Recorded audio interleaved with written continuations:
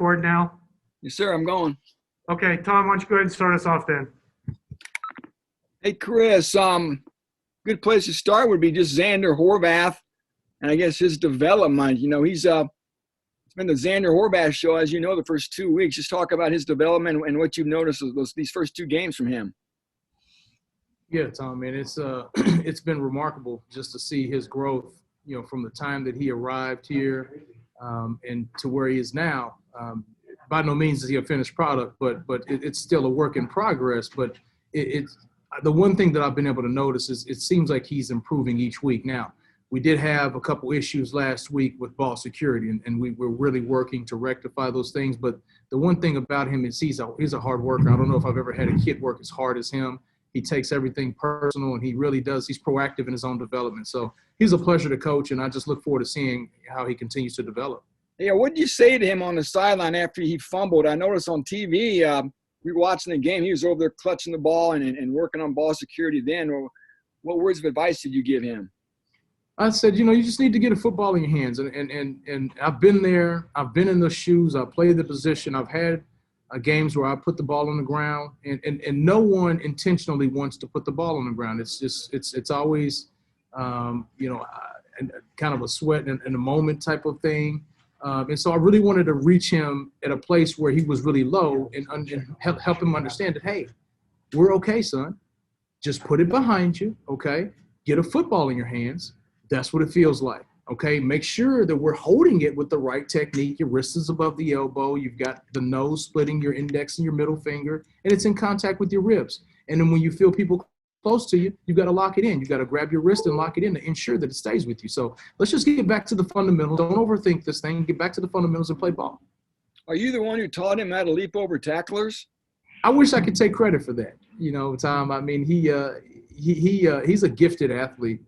For him to be the size that he is, the things he's able to do on the football field, still they amaze me at times. And that is something that we do try to work on in our individual drills. And we call it the weapons drill. And we try to emphasize all the different ways that we can utilize our offhand to keep defenders off of us. So we can stiff arm, we can club the hand down, we can aggressive shoulder and try to run through them. And then we've also got the series of moves. We've got a spin move, we've got a jump cut, we've got a hop cut, we've got the hurdle. When we need to. And so we really try to work the instincts in individual drills, and he's really taken that to heart and really done a good job with it so far. Just talk about him as a ball catcher. He's a pretty good target out of the backfield too.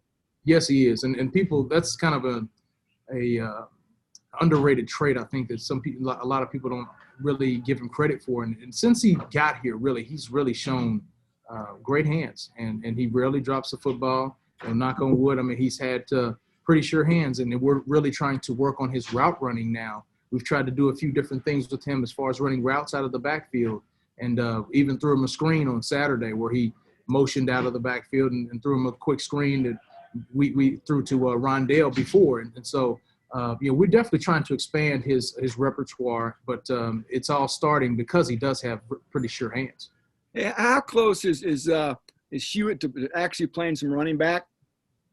I mean, we'll see. I mean, he's still a work in progress, and I think that he's working at it. He's getting a lot better. He just hasn't played a lot of football to this point, but he's definitely taking those coaching points and any coaching points that I make to like Xander in the room. I mean, it's really indirect to all of those guys. So they need to know when their opportunity comes that, hey, just because I made a coaching point to Xander, that also applies to you as well. And he's doing a good job of soaking it up and getting close to Xander, getting under his wing. And I think he'll be ready when his time comes. Will we see Tyrique at all this season, you think? I mean, we hope so. We hope so. He's doing a good job. He's really working hard, and he got back with us, and he had a good day today. And so he's kind of trimmed his weight down. Gotten to a manageable weight, and I think he's moving around. He's a lot quicker, and that's been one of the pleasant things that I've seen with him is he's got really good body twitch. I mean, he might be, if not the quickest guy in the room, then he's probably the second quickest one in the room. I mean, he's got some twitch to him. He's got really good hands coming from his background, so we definitely think he could provide something for us when his opportunity comes. Last question: how soon do you think we'll see King? Hopefully soon, Tom. I mean, that's he's really working his tail off and, doing a good job with our strength staff, with our training staff. And, he's chomping at the bit, and he can't wait to get back out there. He's taking all the coaching points, watching video on his own, still doing his film study with the other guys. And so he's staying locked in, and I think that he's about close to getting his chance to get out there and prove himself again. Thanks, Chris. No problem, Tom. Okay, Mike. Hey, Chris. The fact that Xander is basically your only running back, do you feel like in these first two games he has maybe gotten a little stronger as the game went on, and that he's still at a high level in that fourth quarter? And what do you attribute that to, if that's the case? Yeah, that's a great question, Mike. I tell you, and Xander and I have had conversations about that. We actually spoke about that at halftime of the Illinois game. And that's kind of his calling card, is he just wears guys down. He's a big physical guy. And I think that at a certain point, the defenses kind of get a little tired of tackling him. And if you notice, there are times on the video where it's taking 3 and 4, sometimes even 5 defenders to bring him to the ground. And that psychologically takes a toll on the defense after a while, especially when you have to worry about, these weapons on the outside like, David Bell and Milton Wright, and they're doing a great job. And Xander, he really I think he just gets stronger as the game goes on. And to attribute that, I think that he's a very dedicated in the weight room. He doesn't miss a day in the weight room. Even on the kids' days off, he finds his way into the weight room. And I go in there at noon on some of the days, and I go in and try to get a little pump in, and Xander's in the weight room. I mean, he's like almost opening the weight room and closing the weight room. He's almost an extended member of the strength staff. And I really liken it to that. I mean, his body is physically prepared for the load, and he's really taking it to heart and done a good job to this point. You guys chart how many times he's been tackled by one guy, 2 guys, 3 guys, 4 guys? Oh, yes. I do that all the time. That's something that I've tried to expand in the evaluation process in each game, is how often are you getting tackled in a one-on-one situation? And that's something that I didn't do a good enough job of in 2019. And I've really, as I've done some self-evaluation over the offseason, that's something that we've really harped on all the offseason, is we've got to make sure that we understand this is an 11-on-11 game. And in order for us to win games, there is going to be some one-on-one matchups. You're going to be matched up with a linebacker in the hole. You're going to be matched up with a safety downfield. And you've got to be able to win that matchup in order for us to get first downs, in order for us to produce touchdowns, and ultimately win games. And so it's my job to find who is winning those one-on-one matchups. And if that means you need to hurdle that guy, you've got to do whatever you got to do to win the game, to win that matchup. And whoever's doing that most consistently will get the bulk of the carries. And he's done a good job. Xander's done a good job of that to this point.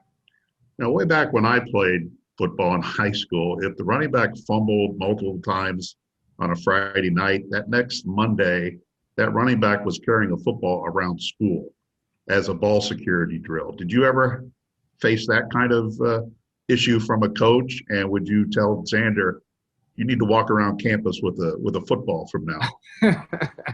That's a tremendous question, Mike. And yes, when I was coming through, that was very real. I remember I had a fumble when we were playing at Clemson my freshman year, going into the end zone to win the game. Got knocked out of my hands, and I watched it dribble out of the back of the end zone, and consequently we lost the game. And I mean, years later, I still have my teammates say, "You remember when you fumbled that ball at Clemson?" I was like, "Yes, that was like 15 years ago," but I remember that. But certainly we have reinforcements, if you want to call it that, and we got those in on yesterday, just as a reminder of how important it is to maintain the football. I'm not going to ask them to carry a football to class. We really can't haze and things like that. But one of my favorite movies is The Program. And you remember Darnell Jefferson, he had the football in class. And that's something that I definitely would have liked to see. But certainly we want to make sure that we're sensitive to that. And we got it done on the field. Thanks, Chris. No problem. Okay, Hannah. Okay, so to continue talking about Xander Horvath, he's just an absolutely huge kid. How has he been able to take that, which usually doesn't correlate so much with running backs, and use it as a strength? It's a good question. I mean, the first thing is he's yeah, you look at him physically on the hoof and you're like, wow, I mean, he looks like a bodybuilder. You know, can he move? You know, does he have any agility and things of that nature? But he actually is a very good athlete. I mean, he's got like a 40-inch vertical. I mean, we do the vertical test, and obviously he's strong. He ran a 4.5 when I guess the summer before we got here at this camp. And so those numbers are available, but he can actually move, and he's got some agility. He's got some lateral ability. He's shown some of the elusiveness that he can have in the open field, and those traits are hard to find in a big back, and that's something that we've really worked on, though. I mean, that wasn't always the case when he first got here, but he's really done a good job of developing his game and just working on the lateral movement skills, and I think he's really is paying off for him now. All right, thank you. No problem. Okay, we'll get one of the players on here shortly. Thank you. Thanks, Barclay. All righty. Take care now.